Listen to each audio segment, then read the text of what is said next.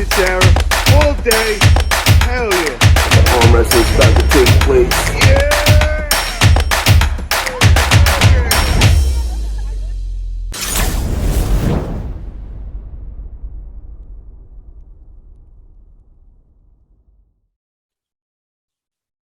Good evening, YouTube world. How you doing? Paul Italia here. I am very excited tonight to introduce my guest. He is the #1 ambassador of all time of arm wrestling, also one of the best to ever live in arm wrestling. I am proud to introduce Devon No Limits Larratt. Welcome, Devon. Hey, good to be How on you the doing, show. brother? I'm doing really good. Yeah, it's I'm living really simple right now. But then when I look at your training, Yeah. I come to think that you go extreme with the weights, and I see you doing 2-3 sessions a day, and also, Yeah. what's the answer there? What works? No, there's a lot of things that work. There's a lot of ways to do it. There's a lot of there's not a single answer to that, and the answer changes as well. So I do believe the thing that it's hard to get away from is how much fun it is to arm wrestle. That's the thing. Like when you look at like how much fun do I have when I hit the weight stack versus how much fun do I have in arm wrestling practice, I'm always having more fun at practice. So, and that's the reason why I do it too. Like I like to arm wrestle. Oh, thought I was gonna get something there. Hey, Bonnie, how you doing?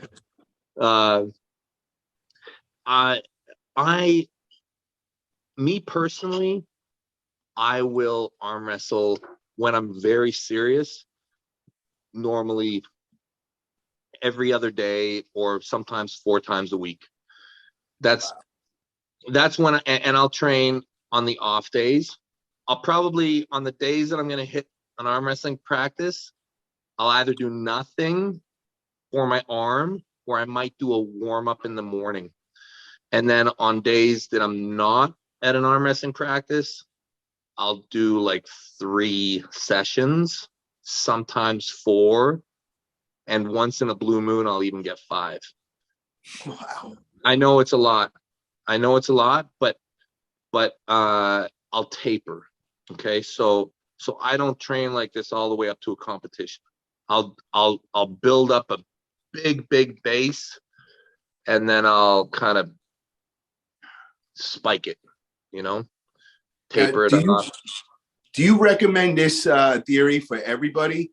Because I also get nervous with so much training, and so I feel like I pop both of my bicep tendons. I think I kind of got a little too obsessive, and I was hitting 2-3 times a day, and so where's the balance there? Do you have to worry about with the injuries and all? Yeah. So what I can tell you is that you're never going to find it, right? Like when you talk about balance implies that you're forever seeking it, right? Yeah. You're always going to be, there is no perfection.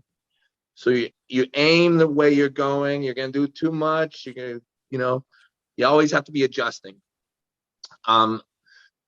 Every once in a while, I run into a nugget of information that is extremely beneficial. And a few years ago, there's a concept. There was a concept that really helped me, and it was the concept that I'd been doing it a little bit wrong. I got it from the Europeans. I think that I grew up thinking no pain, no gain. I think that I grew up thinking that I had to push through the burn, that I had to do my max efforts all the time, and that I had to go to failure and even beyond failure. And I think I lived a lot of my life like that. And after talking to a lot of the Europeans who, in my opinion, quite often were better at strength than a lot of the North Americans, culturally, they made me understand that failure is not a good thing. You never fail. Never fail. And on top of that, never failing, it should always feel good. You know, like your body is not lying to you. Your body knows what it wants to do, wants to get strong. And it's going to tell you when it doesn't feel good. Yeah. I think that there's a lot with volume, right? People talk about how much work did you do from January to June?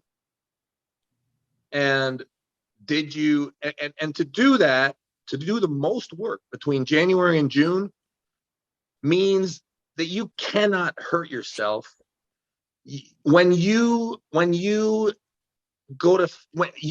to leave your workout before you're exhausted. You need to be done before you get hurt. Consistent effort that pumps the muscle, that floods the tissues, that lets you walk away, come back again in a couple hours and do it again. This is how you are going to maximize your volume over time. And in my opinion, this is one of the key ingredients to success. So I think that that's one of the big changes that I've made probably in the last few years, is I've really wrapped my mind around, like, I don't do PRs anymore. I don't, it's very boring. Like, people talk about my training.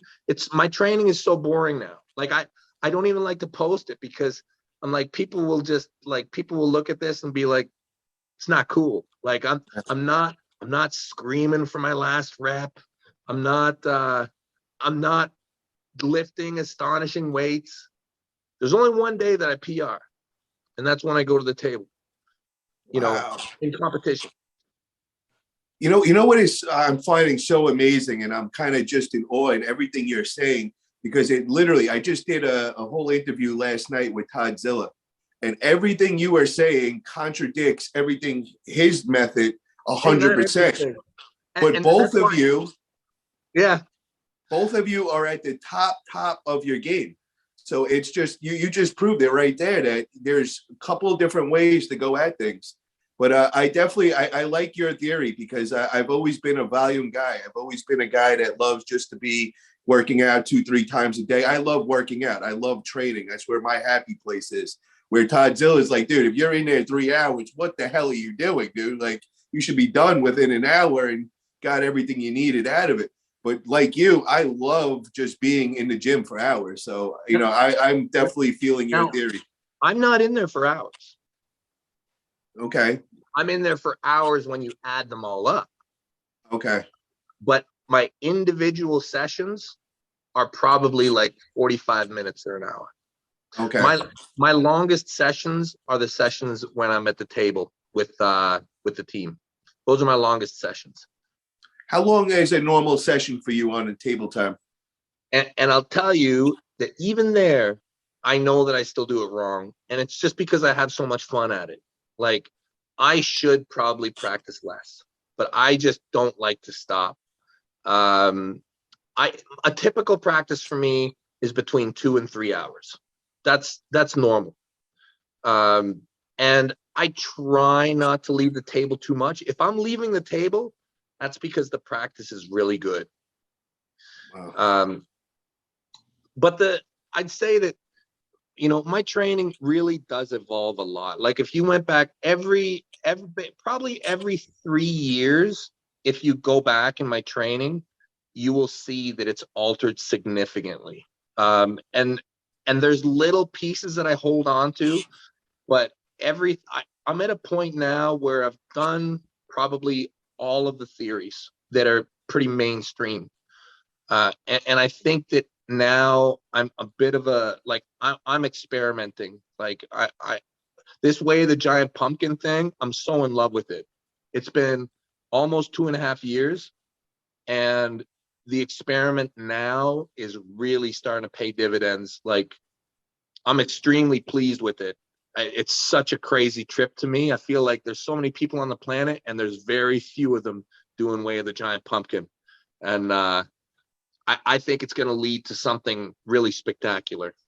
Can I ask you that giant pumpkin theory? Does does that translate over to the other arm? Like, are you seeing that same like strength gains? Like you're training your right, but it's translating over to your left, even though you're not training the left? It's very interesting. It's very, very interesting. It's there's a lot of things that I still don't understand. The way the right is responding is kind of as you would expect, okay?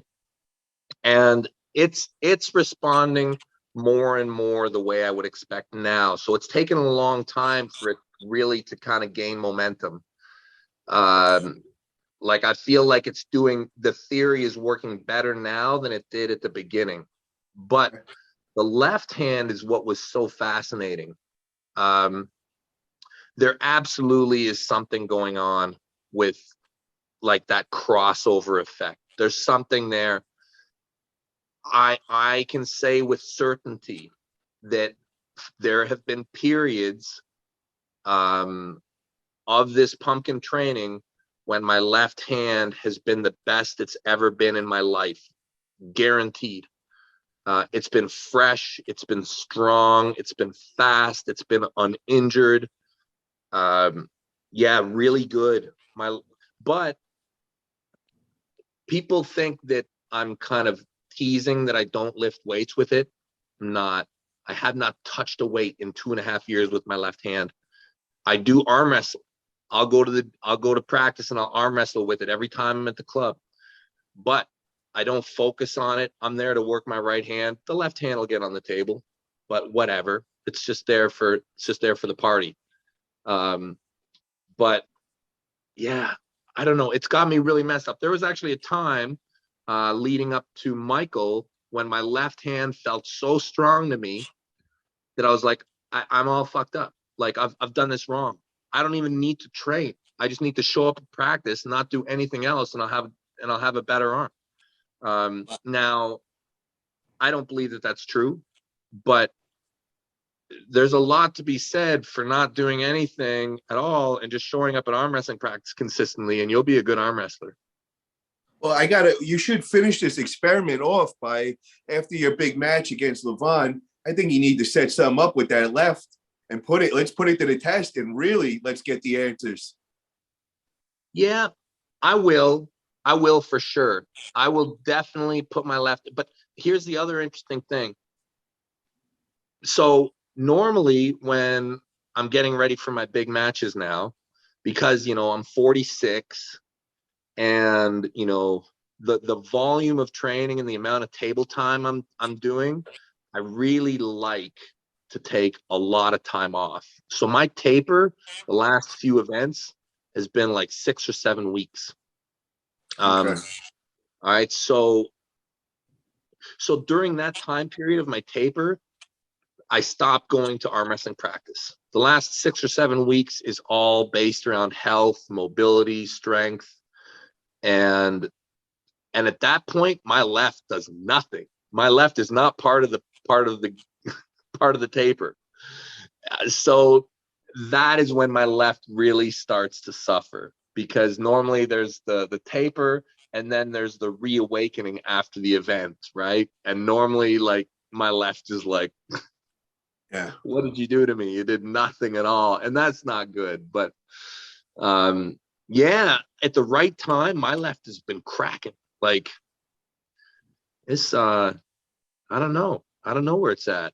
I think it's good. So do you think after the big main event Levon match, do you think that's a possibility? You're going to get that left active again and start looking for some opponents? Here's what I really want to do. I want to push this experiment as far as I can take it. That being said, I'll still arm wrestle left-handed. I'll arm wrestle left-handed any time. Arm wrestle 3 or 4 times a week left-handed. I'll arm wrestle in a match left-handed anytime. I don't need a taper. My right hand is very serious. My right hand, if you want to match with my right hand where there's a ready go and stuff is on the line, the legacy hammer, I want a taper, I want a workup period. My left, just give me a call, man. It's ready. Like it doesn't care. Like I'm good. I love it. I'm good tomorrow. I'm good the next day. My left is never sore. It's never sore. I practice, it's not sore.